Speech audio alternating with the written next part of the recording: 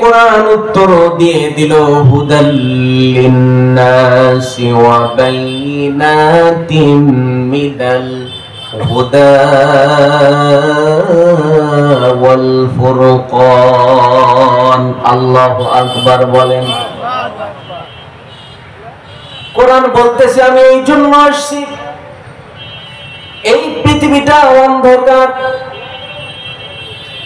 অন্ধকারে চলতে গেলে মানুষের যে লাইটের প্রয়োজন হয়, সত্য এবং মিথ্যার পার্থক্যকারী হিসেবে মানুষকে সঠিক রাস্তা দেখাবার জন্যই আমি কোরআন পৃথিবীর বুকে এসেছি।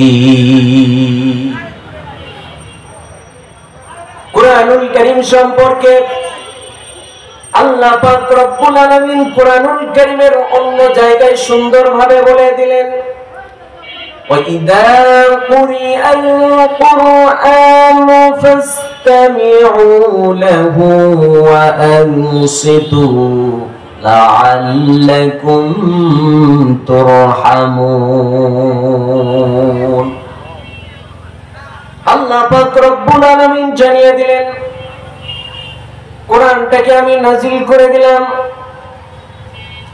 এই কোরআনুল কারীম যখন তেলাওয়াত করা হবে, মানুষ যখন কোরআনুল কারীমটাকে ভক্তি ভরে শ্রদ্ধা ভরে মানুষ যখন মনোযোগ সহকারে কোরআনুল কারীমটাকে শুনবে, আমি আল্লাহ পাক রব্বুল আলামিন ওই মানুষদের উপর রহমত নাযিল করে মানুষদেরকে পরিপূর্ণ করে দেব।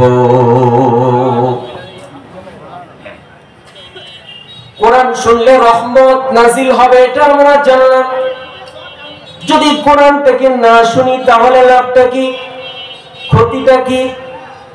আল্লাহ পাক রব্বুল আলামিন কোরআনুল কারীমের অন্য আয়াতের মধ্যে সুন্দর করে জানিয়ে দিলেন, ওয়ামান ইয়াশু আন যিকরির রহমানি নুকাইয়িদ লাহু শাইতানান فهو له قرين।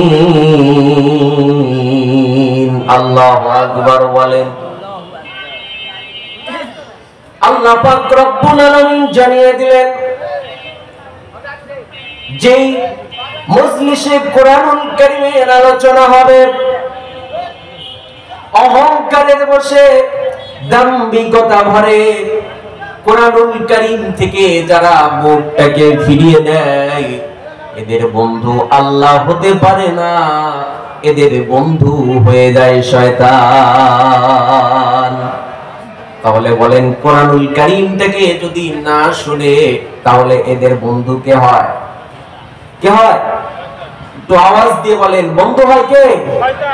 শয়তান।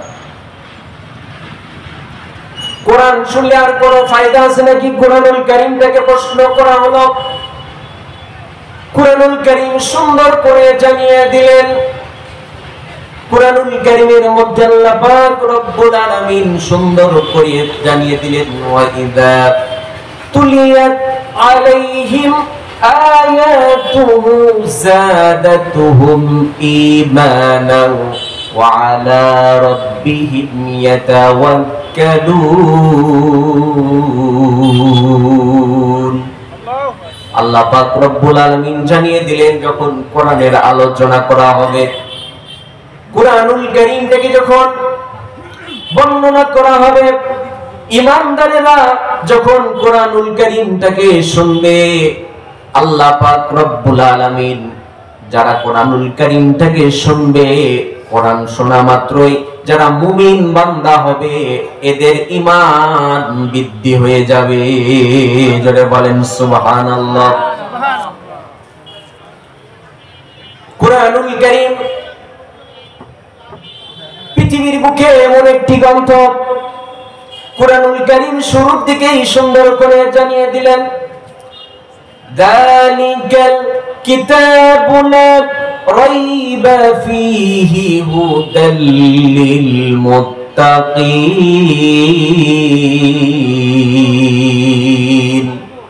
কোরআনুল কারীমের শুরুর দিকেই আল্লাহ পাক রব্বুল আলামিন কোরআন সম্পর্কে গোটা বিশ্ববাসীকে চ্যালেঞ্জ ছুড়ে দিলেন, বিশ্বের বুকে আর দ্বিতীয় এমন কোন কিতাব নাই, এমন কোন কিতাব নাই যে কিতাবগুলোর শুরুতে লেখক সেই কিতাব সম্পর্কে গ্যারান্টি দিতে পারে কিতাবের মধ্যে কোনো ভুল নাই।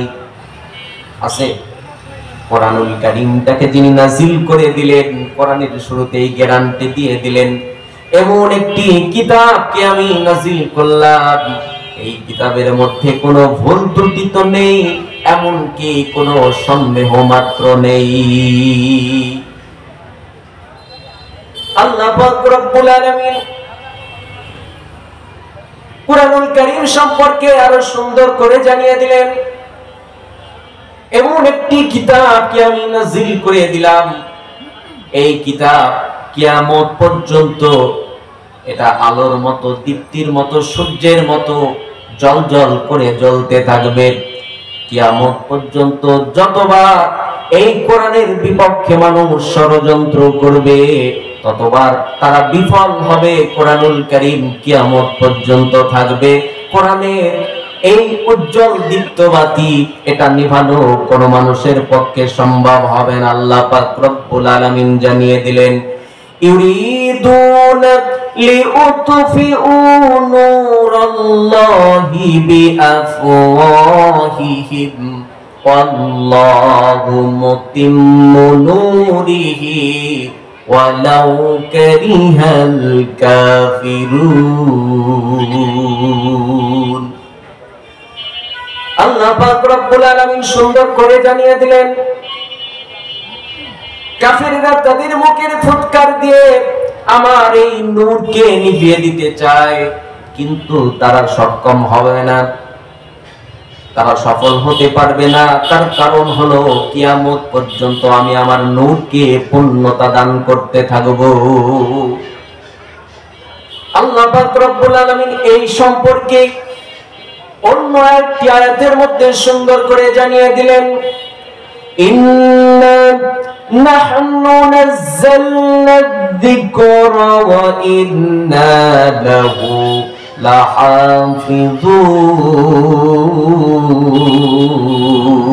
লাহাফিজুন। আল্লাহ পাক রব্বুল আলামিন জানিয়ে দিলেন, এই কোরআনটাকে নাযিল করেছি আমি, আর কিয়ামত পর্যন্ত এই কোরআনুল কারীমের হেফাজতের দায়িত্ব আমি আল্লাহ নিজ হাতের মুঠোয় নিয়ে নিলাম। সম্মানিত হাজিরিন, আপনারা বড় বাড়ির লোক, বড় বড় চোখ, একাধারছে কোরআন শোনা যেমন তেমন কাহিনীর দিকে চোখ আছে না? এরূপ আছে? তাহলে কাহিনীর দরকার আছে না? আছে। আপনারা সকলেই জানেন আল্লাহর পয়গম্বর রাহমাতুল লিল আলামিন পৃথিবীতে আগমন করার পরে দীর্ঘ 40টা বছর কেটে গেল। বিশ্ব নবীর কোন শত্রু ছিল? 40 বছরের মধ্যে কোন শত্রু ছিল? ছিল না। এক কথায় মক্কার মানুষ সকলে আল্লাহর নবীকে খুব মনে প্রাণে খুবই ভালোবাসতো, বাসত না? কারোর সঙ্গে কোনো শত্রুতা নাই। এমনকি তার আচরণে মুগ্ধ হয়ে, তার ব্যবহার চরিত্রে মুগ্ধ হয়ে মক্কার মানুষ আল্লাহর পয়গম্বরকে সার্টিফিকেট দিয়ে দিলেন আল আমিন, বিশ্বস্ত। কি সার্টিফিকেট দিলেন? আল আমিন, কোনো শত্রু নাই। এই কথা একেবারেই স্পষ্ট। 40 বছর বয়স পর্যন্ত আল্লাহর পয়গম্বর রাহমাতুল লিল আলামিন তার কোনো শত্রু ছিল না। শত্রু হলো কখন? কোরআন নাযিল হলো যখন, কোরআনের বাণী প্রচার করা শুরু করলেন যখন। মক্কার মানুষ আস্তে আস্তে বুঝতে পারলো আমাদের বাপ দাদার ধর্ম তো এখন শেষ হয়ে যাচ্ছে, আর মনে হয় বেশি দিন যাবে না। বারবার করে মুহাম্মদ সাল্লাল্লাহু আলাইহি ওয়াসাল্লামকে বারবার করে এটা বোঝানোর চেষ্টা করে যে মুহাম্মদ, তুমি যে ধর্মের প্রচার করতেছো, যে কিতাবের প্রচার করতেছো, এই কিতাব থেকে আলোচনা করা তুমি বন্ধ করে দাও। বারবার করে তখন ষড়যন্ত্র করা শুরু করলো, বিভিন্ন ভাবে বাধা প্রয়োগ করা শুরু করে দিল। আল্লাহ পাক রব্বুল আলামিন কাফেরদের এই আচরণের কথাও জানিয়ে দিলেন, ওয়াকালাল্লাযীনা কাফারু লা তাসমাউ লিহাযাল কুরআনি ওয়ালগাউ ফীহি লাআল্লাকুম তাগলিবুন।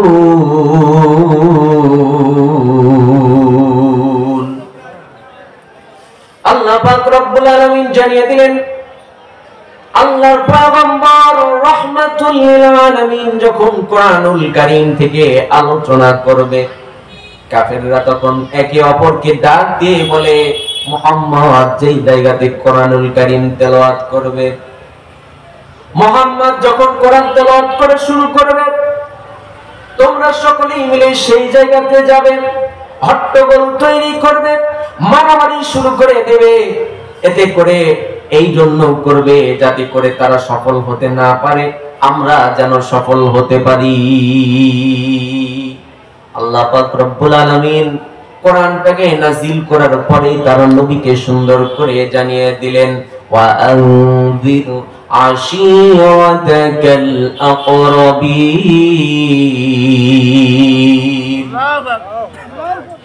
হে নবী, যা কিছু আপনার উপর নাযিল করা হলো, এটা এখন আপনার নিকট আত্মীয়দের মাঝে আপনি প্রচার করা শুরু করে দেন।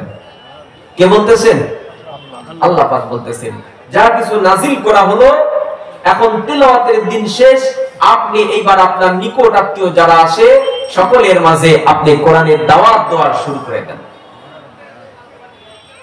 তারই ধারাবাহিকতায় আমার আপনার নবী রাহমাতুল লিল আলামিন সাফা মারওয়া নামক বড় পাহাড়ের উপর উঠলেন।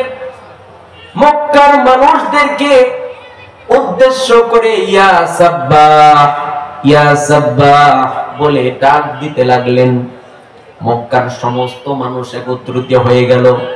এই কারণে একত্রিত হলো, তার কারণ হলো ইয়া সাব্বাহ কথার অর্থ হলো ভোরের বিপদ। অর্থ কি? ভোরের বিপদ। যখনই কেউ পাহাড়ের উপর দাঁড়িয়ে ইয়া সাব্বাহ বলে ডাকতো, মক্কার সমস্ত মানুষ একত্রিত হয়ে যেত, আর সকলেই বলতো, কি ব্যাপার, কি বিপদ হয়েছে, আমাদেরকে জানাও তাড়াতাড়ি, আমরা ব্যবস্থা গ্রহণ করব। বাহির দেশ থেকে কেউ মক্কার উপর আক্রমণ করলো নাকি? আল্লাহর পয়গম্বর বিশ্বনবী জনাব মুহাম্মদুর রাসূলুল্লাহ সাল্লাল্লাহু আলাইহি ওয়াসাল্লাম যখনই পাহাড়ের উপর দাঁড়িয়ে ইয়া সাব্বাহ বলে ডাক দিলেন, মক্কার সমস্ত মানুষ একত্রিত হয়ে গেল। আল্লাহর নবী সাল্লাল্লাহু আলাইহি ওয়াসাল্লামকে ডাক দিয়ে বলতেছে, মুহাম্মদ আমাদেরকে ডাকলে কারণটা কি জানতে চাই, তাড়াতাড়ি করে বলো। বিশ্ব নবী তৎক্ষণাৎ বললেন, হে মক্কাবাসীরা শোনো, আমি যদি এখন তোমাদেরকে বলি পাহাড়ের পাদদেশে একদল বিশাল সৈন্য বাহিনী তারা অপেক্ষা করতেছে তোমাদের উপর আক্রমণ করবে বলে, তোমরা কি বিশ্বাস করবে নাকি? সকলে সমস্বরে একই কণ্ঠের সাথে কণ্ঠ মিলিয়ে সকলে উত্তর জানিয়ে দিল, মুহাম্মদ তুমি এত বড় হয়েছো, এতদিন পর্যন্ত এ যাবৎকাল কোনদিন তো দেখলাম না, কোনদিন শুনলাম না তোমার মুখ দিয়ে কোনো মিথ্যা কথা বের হয়েছে, কোনদিন তোমাকে মিথ্যা বলতে দেখলাম না। এমনকি মক্কার যত মানুষ আছে সবগুলো মানুষের মধ্য থেকে তুমি সবচাইতে সুন্দর, তোমার ব্যবহার সবচাইতে সুন্দর, তোমার আখলাক চরিত্র সবচাইতে সুন্দর, সুতরাং তোমার কথা অবিশ্বাস করার কোনো প্রশ্নই আসে না। তুমি বলো অবশ্যই আমরা বিশ্বাস করব। এই কথা বলা মাত্রই আল্লাহর পয়গম্বর রাহমাতুল লিল আলামিন মক্কাবাসীদের মাঝে কোরআনের দাওয়াত দিয়ে দিলেন। মক্কাবাসীরা শোনো, পাহাড়ের পাদদেশে বিশাল একদল সৈন্যবাহিনী আল্লাহর ফেরেশতারা তারা অপেক্ষা করতেছে। এই ফেরেশতারা সাধারণ কোন ফেরেশতা নয়, এরা হলো আযাবের ফেরেশতা। কিসের ফেরেশতা? এরা হলো আযাবের ফেরেশতা। তোমাদের উপর আক্রমণ করবে, এই জন্য তারা রেডি হয়ে আছে। তাদের কঠোর যন্ত্রণাদায়ক আযাব থেকে যদি বাঁচতে চাও তাহলে আমার সঙ্গে কালেমা পড়ে নাও, লা ইলাহা ইল্লাল্লাহু মুহাম্মাদুর রাসূলুল্লাহ সাল্লাল্লাহু। যদি বাঁচতে চাও তাহলে এই কথা স্বীকার করে নাও, এক আল্লাহ ব্যতীত আর কোনো মাবুদ নাই, কোনো ইলাহ নাই, কোনো উপাস্য নাই, আর হযরত মুহাম্মদ সাল্লাল্লাহু আলাইহি ওয়াসাল্লাম আল্লাহ তাআলার প্রেরিত রাসূল। এই কথার সাক্ষ্য দিয়ে দাও, তাহলে তোমরা বাঁচতে পারবে। মক্কার মানুষদের মধ্যে হাতে গোনা কয়েকজন আল্লাহর পয়গম্বরের কথা বিশ্বাস করে নিল, অধিকাংশ বেশি মানুষ তারা মানল না। বিশাল মানুষের সমাগমের মধ্য হতে আল্লাহর নবীর চাচা আবু লাহাব সঙ্গে সঙ্গে দাঁড়িয়ে বলতেছে, মুহাম্মদ এই কথা বলার জন্যই আমাদেরকে একত্রিত করেছো নাকি? শুধু এই কথা বলেই ক্ষান্ত হয় নাই, আল্লাহর নবী সাল্লাল্লাহু আলাইহি ওয়াসাল্লামকে সঙ্গে সঙ্গে অভিশাপ দিয়ে দিলেন, মুহাম্মদ ধ্বংস হও তুমি। কি বলে অভিশাপ দিল বলেন? কি বলে অভিশাপ দিল? মুহাম্মদ ধ্বংস হও তুমি। অভিশাপ দিয়ে দিল। আল্লাহ পাক রব্বুল আলামিন তার বন্ধুর উপর কেউ অভিশাপ দেবে এটা সহ্য করতে পারলেন না।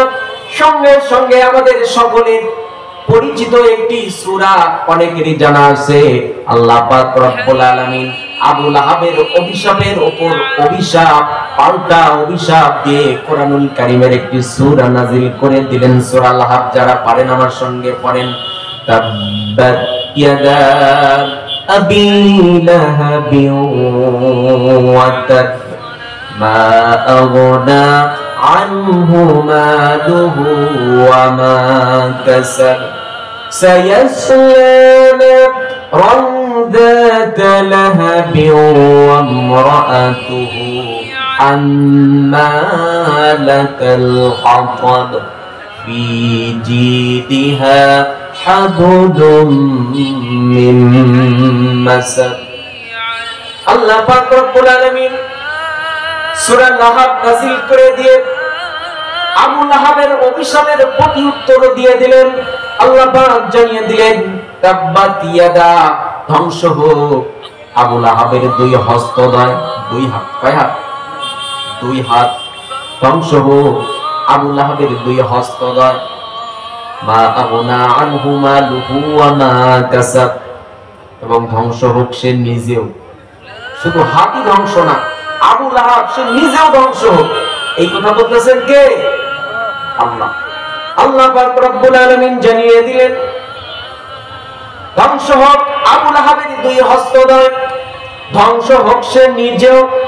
মা আগনা আনহু মালুহু ওয়া মা কাসাব, আর ধন সম্পদ স্ত্রী পুত্র তার কোনো কাজে আসে নাই। শুধু আবু লাহাবের এই কথাই বলল না, আল্লাহ পাক বলতেছে আবু লাহাবের ধন সম্পদ, স্ত্রী পুত্র সম্পদ সন্তান কোনো কিছুই তার কোনো কাজে আসে নাই, আসবে না, আসবে না, আসবে না। আল্লাহ পাক রব্বুল আলামিন এই কথা কেন বললেন শোনার দরকার আছে না নাই? এই কথা বলার কারণ হলো আল্লাহর নবী সাল্লাল্লাহু আলাইহি ওয়াসাল্লাম যেই দিন থেকে দ্বীনের দাওয়াত দেওয়া শুরু করে দিলেন, সেই দিন থেকে আবু লাহাব এবং তার স্ত্রী দুইজন মিলে আল্লাহর নবী সাল্লাল্লাহু আলাইহি ওয়াসাল্লামের বিরুদ্ধে ষড়যন্ত্র করা শুরু করে দিল। আল্লাহর নবী যেই স্থানে যায়, যেইখানে কোরআনের দাওয়াত দিতে যায়, আবু লাহাব সেই বাজারে সেই স্থানে গিয়ে মানুষদেরকে বিভ্রান্তি করার জন্য চিৎকার দিয়ে দিয়ে বলে, এই ব্যক্তির কথা কেউ তোমরা শোনো না, মুহাম্মাদের কথা তোমরা কেউ শোনো না। এই কারণে শুনবে না, তার কারণ সে হলো পাগল। সে হলো কি? পাগল। 2 নাম্বার সে হলো পথভ্রষ্ট। এই জন্য তোমরা কেউ মুহাম্মাদের কথা শুনবে না। আল্লাহর নবী সাল্লাল্লাহু আলাইহি ওয়াসাল্লামের দাওয়াতি কাজে বাধা হয়ে দাঁড়ায়। আবু লাহাবের স্ত্রী, তার নাম ছিল উম্মে জামিলা। এই মহিলা আল্লাহর নবী সাল্লাল্লাহু আলাইহি ওয়াসাল্লামের বিরুদ্ধে ষড়যন্ত্র করা শুরু করে দিল। আল্লাহর নবী সাল্লাল্লাহু আলাইহি ওয়াসাল্লাম যেই রাস্তা দিয়ে যান, রাতের অন্ধকারে এই মহিলা আল্লাহর নবী সাল্লাল্লাহু আলাইহি ওয়াসাল্লামের রাস্তার মধ্যে কাঁটা বিছিয়ে দেন। আল্লাহর নবী সাল্লাল্লাহু আলাইহি ওয়াসাল্লামের পায়ে যদি কাঁটা বিদ্ধ হয়, আল্লাহর নবী যখন কষ্ট পায়, আর এই মহিলা দূর থেকে দেখে আর অট্টহাসিতে মত্ত থাকে, আর বিভিন্ন ভাবে আল্লাহর পয়গম্বর রাহমাতুল লিল আলামিনের নামে বিভিন্ন গালিগালাজ করতে থাকে। আবু লাহাব একদিন আল্লাহর নবী বসে আছেন, আবু লাহাব আল্লাহর নবীর কাছে আসলেন। আল্লাহর নবীকে ডাক দিয়ে বলতেছে, মুহাম্মদ ভাতিজা, আমার একটা কথা আছে, একটি কথা তোমাকে বলতে চাই। আল্লাহর নবী বলতেছেন, চাচা কি কথা বলবেন বলেন, আমি শুনবো। আবু লাহাব বলতেছে, ভাতিজা, অন্যান্য মানুষ যেইভাবে তোমার উপরে ঈমান আনছে, যেইভাবে তারা তোমার দাওয়াতকে স্বীকার করে নিয়েছে, আমি যদি তাদের মতো করে তোমার কাছে যদি আমি ঈমান আনয়ন করি, তাহলে আমার লাভটা হবে কি? আল্লাহর নবী সাল্লাল্লাহু আলাইহি ওয়াসাল্লাম জানিয়ে দিলেন, চাচা, অন্যান্য মুসলমান যারা ঈমান আনয়ন করেছে, ঈমানদার হয়েছে, মুসলমান হয়েছে, তাদের যেই লাভ আপনারও ঠিক একই লাভ হবে। মুসলমানরা ঈমান আনলে, মুসলমান হলে সবচাইতে বড় লাভ হওয়ার যেই কারণ, সেটা হলো জান্নাত। সেটা কি? জান্নাত। তারা জান্নাত পাবে। আপনি যদি ঈমান আনেন, তাহলে আপনিও জান্নাত পাবেন। কি পাবেন? জান্নাত পাবেন। আবু লাহাব তখন এই কথার উত্তরে বলতেছে, ভাতিজা, আমি যে তোমার চাচা, আমি কি এর চাইতে বেশি কিছু পেতে পারি না? আল্লাহর নবী সাল্লাল্লাহু আলাইহি ওয়াসাল্লাম বলতেছেন, চাচা, তাহলে আপনি কি চান আমাকে বলুন। আবু লাহাব তখন বলতেছে, মুহাম্মদ, আমি চাই যে তুমি ধ্বংস হও। আবু লাহাব এই কথা বলতে বলতে কুরাইশদের কাছে চলে আসছে, কুরাইশ নেতাদের কাছে, আর একে অপরকে বলাবলি করতেছে, যদি আমার মৃত্যু হয়ে যায়, মৃত্যু হওয়ার পরে আমি যদি কখনো জানতে পারি মুহাম্মদ যে আল্লাহর কথা বলে সে আল্লাহ সত্য, সে আল্লাহ কি? মুহাম্মদ যে জান্নাত জাহান্নামের কথা বলে সেটা সত্য, মরার পরে যদি আমি জানতে পারি মুহাম্মদ যে পরকালের কথা বলে, যেই হাসরের বিচারের কথা বলে, যদি কখনো জানতে পারি এটা সত্য, যদি এটা কখনো জানতে পারি, আমার যা কিছু সম্পদ আছে সব কিছু আমি দান সদকা করে আমি রেহাই পেয়ে যাব। আল্লাহ পাক রব্বুল আলামিন জানিয়ে দিচ্ছেন, মা আগনা আনহু মালুহু ওয়া মা কাসাব। আবু লাহাবের ধন সম্পদ, স্ত্রী পুত্র কোনো কাজে আসে নাই।